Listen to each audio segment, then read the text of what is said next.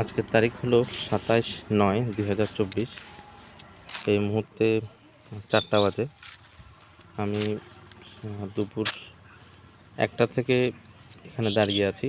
আমি যেখানটায় দাঁড়িয়ে আছি সেটা হচ্ছে মৌলভীবাজার জেলার কুলাউড়া উপজেলার সিআরপি রোড বলা হয় আর কি এই জায়গাটা। আজকে আমাদের ক্লিনিক্যাল সাইকোলজি ডিপার্টমেন্ট থেকে পিকনিকে এসেছে গতকাল রাতে। তো আজকে এরদোয়ান আম্মু এখানে আসার কথা, যোগাযোগ করতে পারছি না, কোনো ইনফরমেশনও পাচ্ছি না, যার কারণে আসলে অনেকটা অন্ধকারে ঢিল ছোড়ার মতোই রাস্তা হাঁটছি এরদোয়ানকে একটু দেখার জন্য। কারণ 6 তারিখের পরে যখন নিষেধাজ্ঞা দিয়ে দিল দেখা করতে, এরপরে মাঝখানে আমার এমফিলের ট্রেনিং ছিল, একটা শুক্রবার চলে গেছে।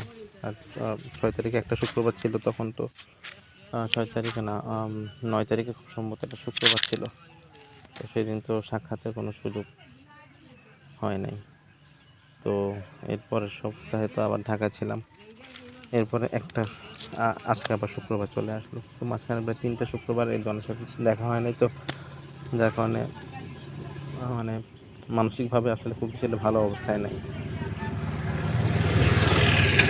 তো তারপরে আশা ধরে বসে আছি, যদি একজন সিএনজি সামনে দিয়ে যায় তাহলে হয়তো বা একটু দেখা হলেও হইতে পারে, বাকিটা আল্লাহর হাতে।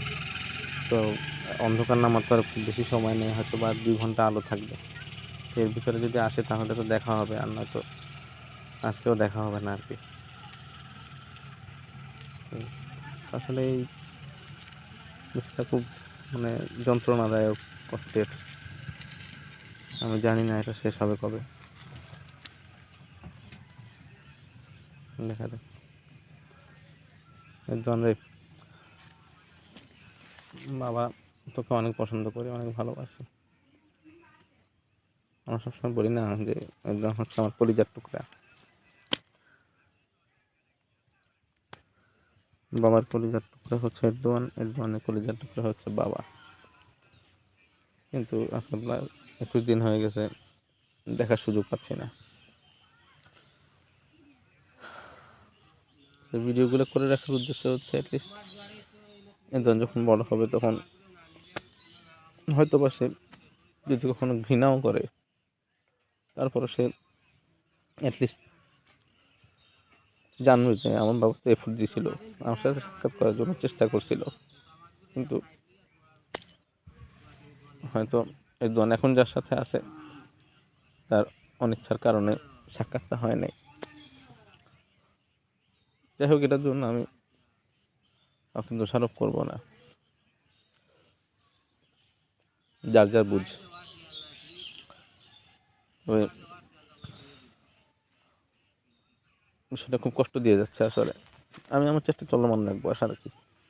শুরু হইলো তো জার্নি, দেখি না কি করা যায়। ঠিক আছে বাবা, যদি দেখা হয়তো তাহলে ভালো, আর যদি না দেখা হয় তাহলে এই যে বাবা কিন্তু আসছিলাম তোমার সাথে দেখা করার জন্য। ঠিক আছে বাবা, আল্লাহ হাফিজ।